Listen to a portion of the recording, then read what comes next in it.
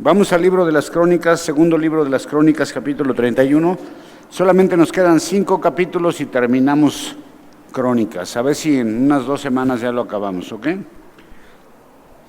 Estamos todavía en el reinado de alguien que hizo mucho impacto en Judá, en Jerusalén, y hasta el reino del norte hizo mucho impacto este hombre, y fuera de las fronteras también. Este se llamaba, ¿cómo? Ezequías, ¿ok? Ezequías, quien lo menciona el profeta Isaías también, y también es mencionado en el libro de los Reyes. Y en el capítulo anterior estudiamos la celebración de la Pascua en el segundo mes. ¿Se acuerdan que hablamos de esas concesiones que se hicieron, que estaba en el libro de Números, y la celebraron en el segundo mes, y vimos la consecuencia de esta celebración? Yo le quiero preguntar a usted si ha escuchado en el argot del vocabulario cristiano la palabra avivamiento. ¿Sí? ¿Sí la ha escuchado o no?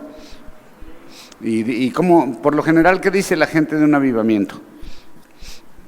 Cuando dicen, hubo avivamiento, ¿qué dicen? ¿Qué quiere decir eso cuando la gente dice eso? Pues que hubo mucha emoción, ¿verdad? Que fue muy emotivo, que la gente se caía, que otros vomitaban, que otros oraban en lenguas, y guau, y a eso le llaman avivamiento. Pero muchas de esas personas que de repente son tocados por momentáneamente y sienten esa emoción, no muchos de ellos permanecen en el Evangelio, ¿verdad? Muchos de ellos nomás fue un ratito así, pero realmente no es un avivamiento. Y aquí vamos a ver realmente muchas cosas acerca de lo que es un avivamiento. ¿Cómo sucede un avivamiento en el pueblo de Dios? Vamos a leer el verso 1. Hechas todas estas cosas, todos los de Israel que habían estado allí salieron por las ciudades de Judá y quebraron las estatuas y destruyeron las imágenes de cera y derribaron los lugares altos y los altares por todo Judá y Benjamín y también en Efraín y Manasés hasta acabarlo todo. Después se volvieron todos los hijos de Israel a sus ciudades, cada uno a su posesión. Señor, gracias por esta porción, por este capítulo. Te pedimos, Señor, que nos ayudes a ponerlo en nuestro corazón, a guardarlo, Señor, a entender, Señor, y ponerlo por práctica en nuestras vidas. En nombre de Jesús. Amén. ¿Qué pasó con todos los que asistieron a esa celebración de la Pascua? En el segundo mes, en el día 14. Por 14 días estuvieron celebrando, ¿se acuerdan? Y terminaron con un fiestonón y ofrendas, o sea, tremendo. ¿Qué pasó con todos los que asistieron ahí cuando terminó? Bueno, pues aquí dice que todos los que asistieron ahí salieron con un nuevo pensamiento. Ya no salieron iguales de ese lugar. Salieron con un nuevo pensamiento y se fueron por todo Judá y por Benjamín y Efraín y Manasés, es decir, llegaron hasta los que habían venido del norte, que llegaron a sus posesiones en el norte, y los que estaban ahí en el sur. ¿Qué fue lo que hicieron? Saliendo de ahí, comenzaron a destruir todas las imágenes de acera que había, todas las estatuas que había de dioses falsos, y empezaron a derribar todos los altares que se habían construido para adoración de dioses paganos. Eso fue lo que hicieron, ¿no? Imagínate que de repente te cae el 20 y toda la gente de las iglesias cristianas salen el domingo y en el camino a su casa se agarran tirando ídolos, ¿no? Por todos lados acá, pum, pum, y destruyendo todo lo que encuentren a su paso que sea idolatría, ¿no? Los puestos de revistas, acá donde hay revistas, acá de esas, acá de pum, pasas. No dejaron nada, ¿ves? ¿Por qué? Porque entendieron que solamente había un Dios y que todo eso había hecho mucho daño al pueblo de Israel. Era lo que los había desviado, el haber permitido todo ese tipo de cosas. A veces nosotros decimos que tenemos que ser tolerantes porque últimamente en nuestra sociedad y en todo este rollo se nos ha inculcado mucho la onda de la tolerancia, ¿verdad? Digo, está bien, ¿verdad? Hasta cierto punto. Pero yo veo aquí cero tolerancia. Ellos salen y pum, pum, empiezan a derribar todo lo que no es de Dios. ¿Será que por ser tan tolerantes hay tanta gente tan desviada también, no?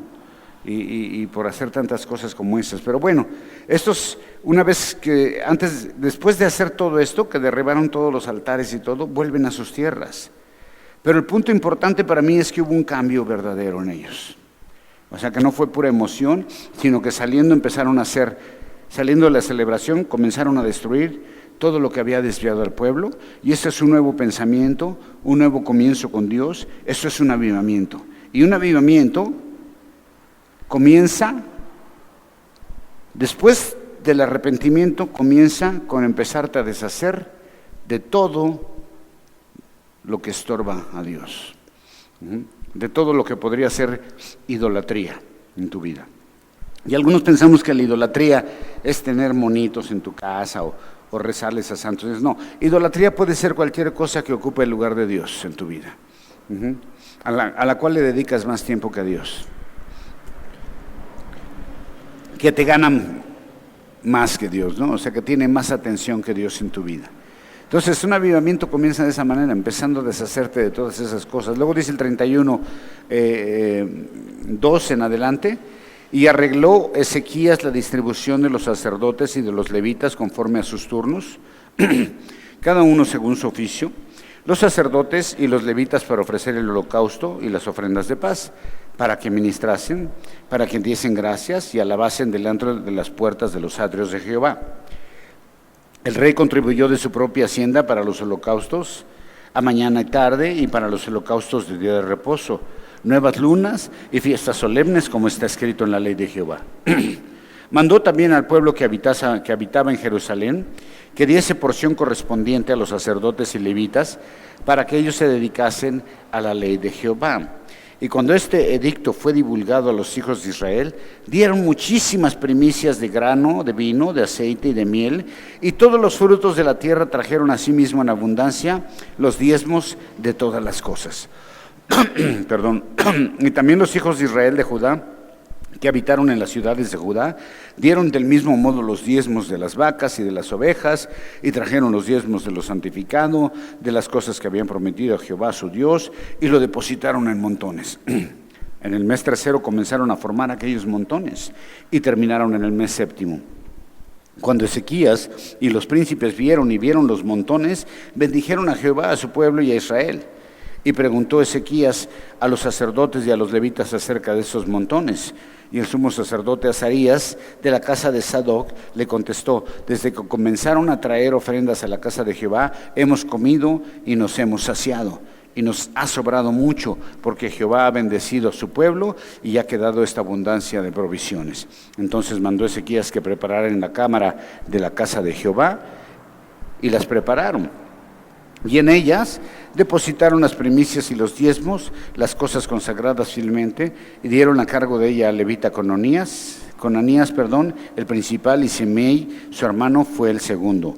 Geliel, Asaías, Nahat, Asael, Jerimot, Josabad, Eliel, Ismaquías, Mahat y Benaya fueron los mayordomos del servicio de Conanías y de Simei, su hermano, por el mandamiento del rey Ezequías y de Azarías, príncipe de la casa de Dios.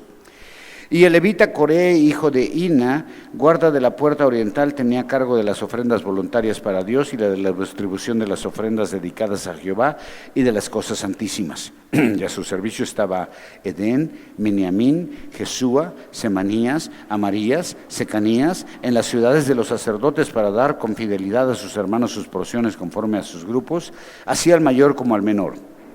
A los varones anotados por sus linajes, de 13 años arriba, todos los que entraban en la casa de Jehová para desempeñar su ministerio, según sus oficios y sus grupos. También a los que eran contados entre los sacerdotes, según sus casas paternas, a los levitas de edad de 20 años arriba, conforme a sus oficios y sus grupos.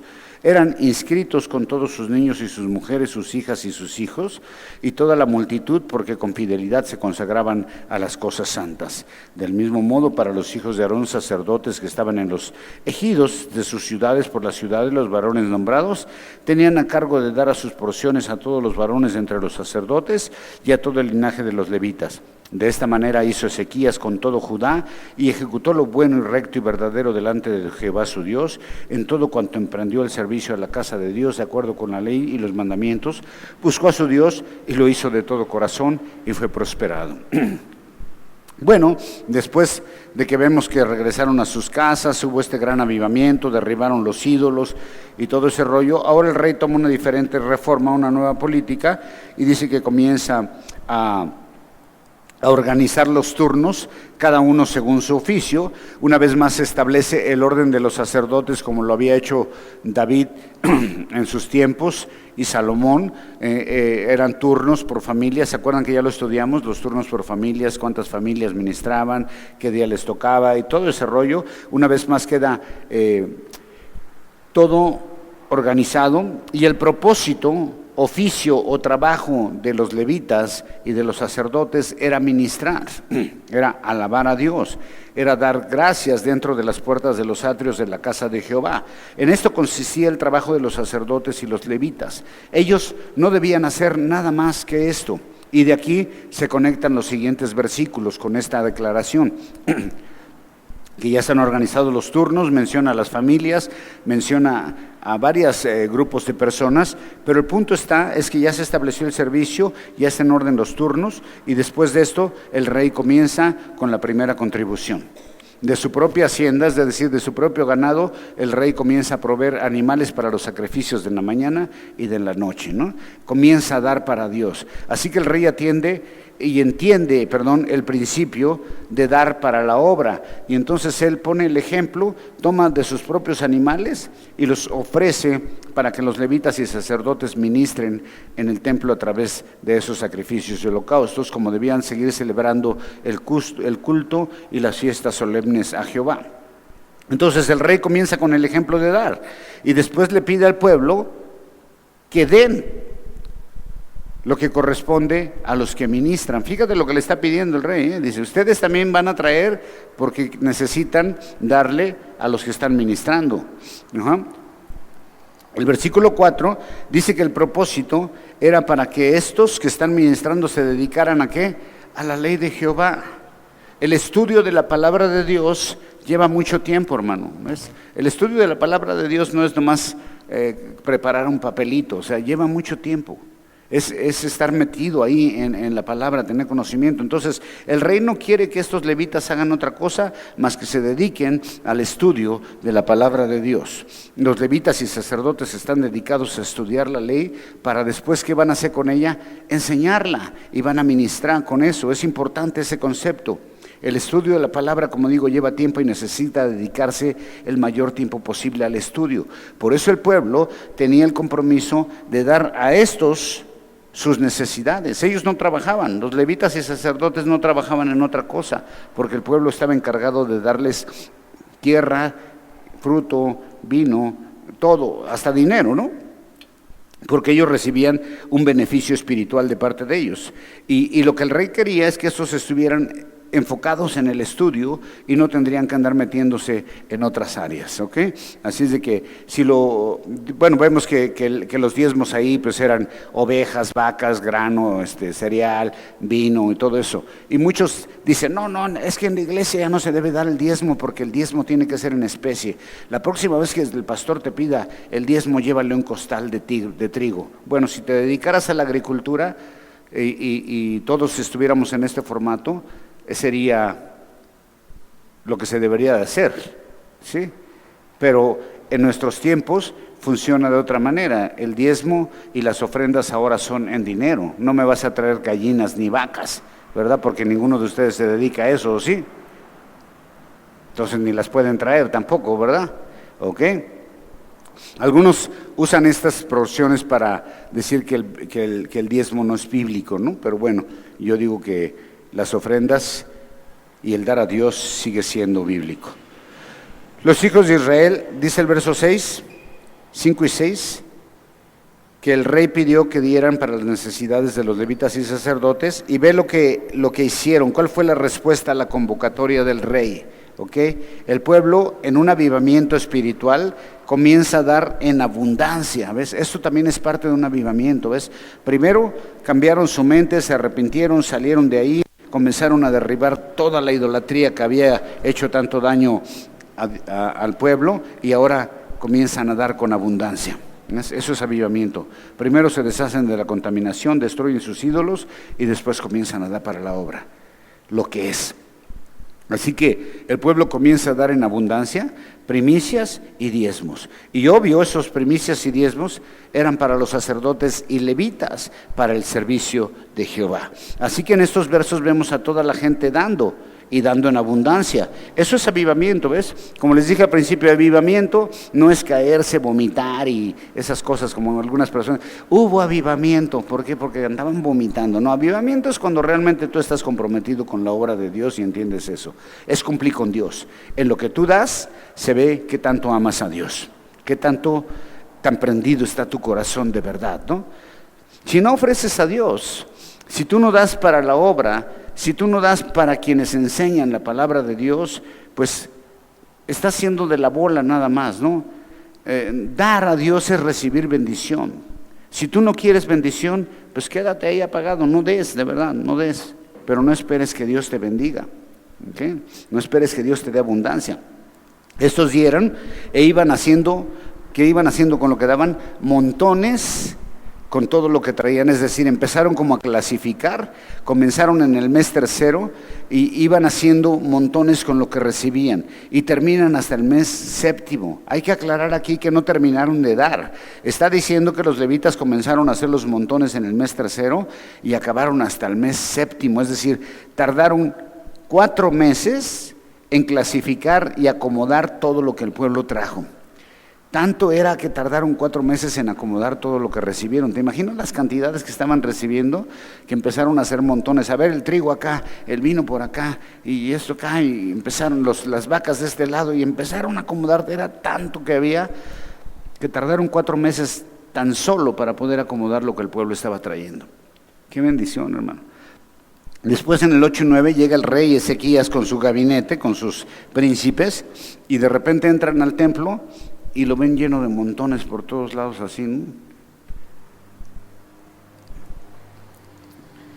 Y cuando lo ven, pues lo único que pudieron hacer es bendecir el nombre de Dios y dar gracias a Dios y bendecir al pueblo por ser tan dadivoso.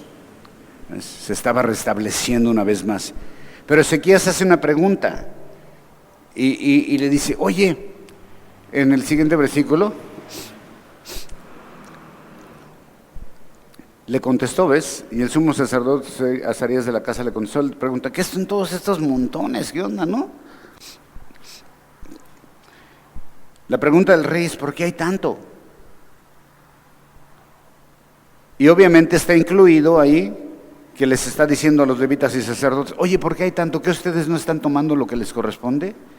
¿No están tomando su parte o qué?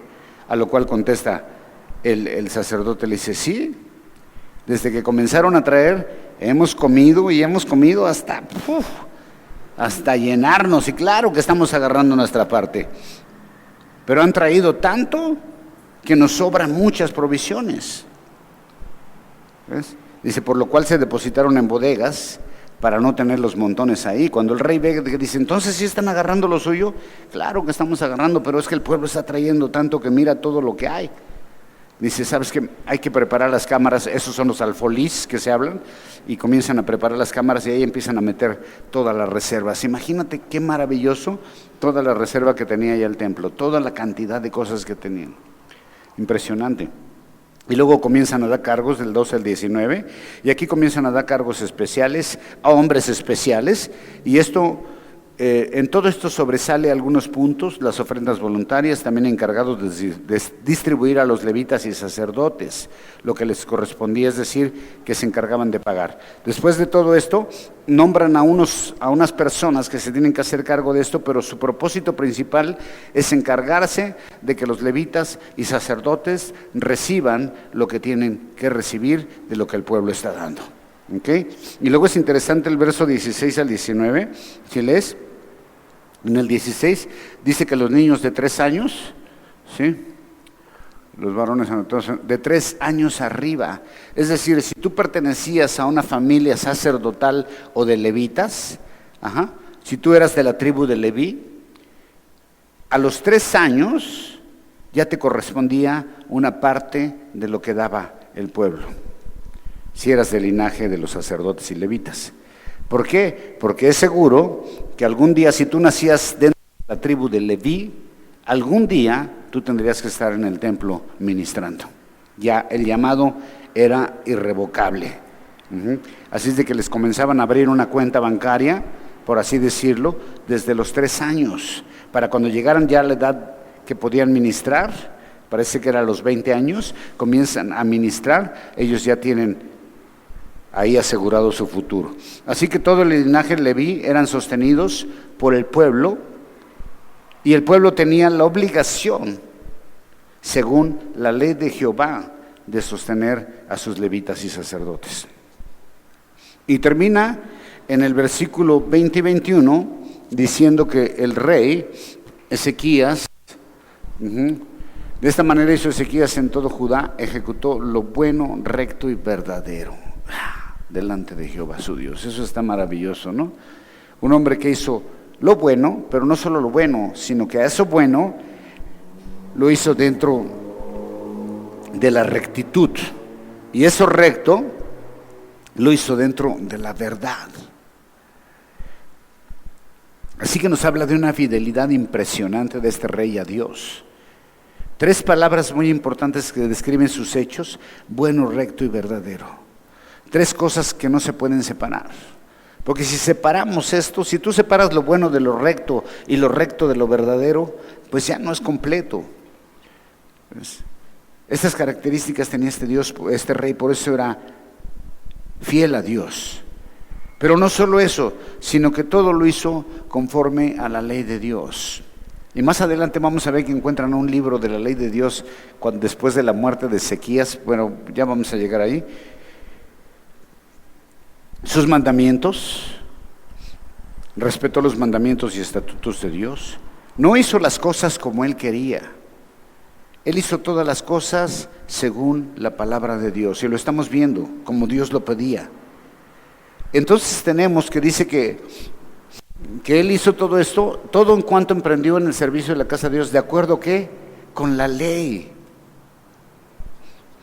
No hizo nada fuera de la ley. Este hombre trataba de basarse en la palabra de Dios para vivir, para reinar, para gobernar y para manejar a su pueblo. Y nosotros como creyentes tenemos que hacer lo mismo, hermano. ¿Ves? La palabra de Dios tiene que ser nuestra autoridad de vida. La palabra de Dios tiene que ser la forma en que caminamos. Si no lo hacemos así, estamos fuera. Podemos estar haciendo cosas buenas, pero tal vez no estamos en rectitud. Y podemos estar haciendo cosas buenas y rectas, pero tal vez no estamos en la verdad de cómo se deben hacer. Entonces todo tiene que ser conforme a la ley de Dios, como Dios lo pedía. Entonces aquí encontramos la forma de buscar a Dios con todo el corazón. En todo el capítulo, la forma de buscar a Dios con todo el corazón es arrepentimiento, destruir todo lo que te estorba y te puede desviar.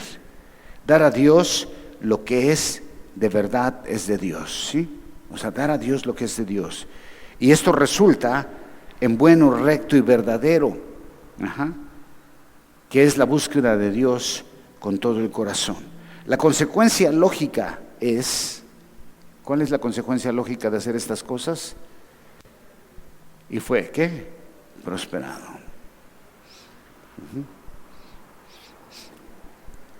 La forma de ser prosperado es la obediencia a Dios, es la rectitud y la honestidad a Dios, es darle a Dios lo que es de Dios.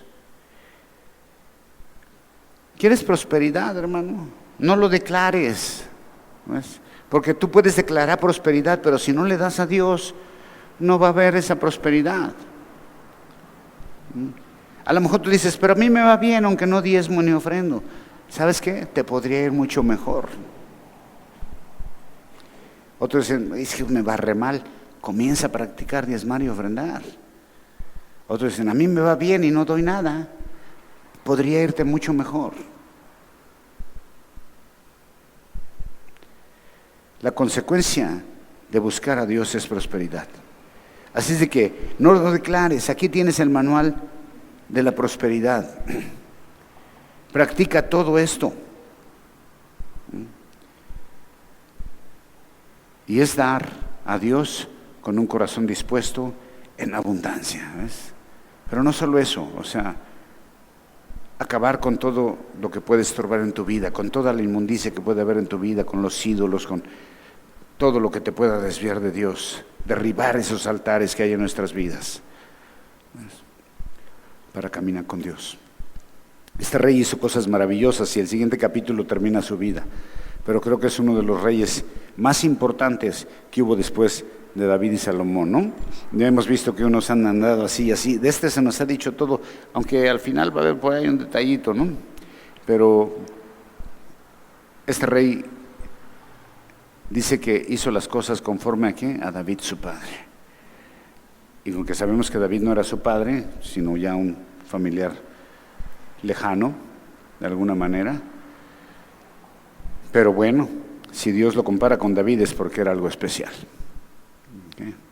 Entonces, hermano, aquí tenemos avivamiento, tenemos la fórmula de la prosperidad y se nos invita a dar a Dios.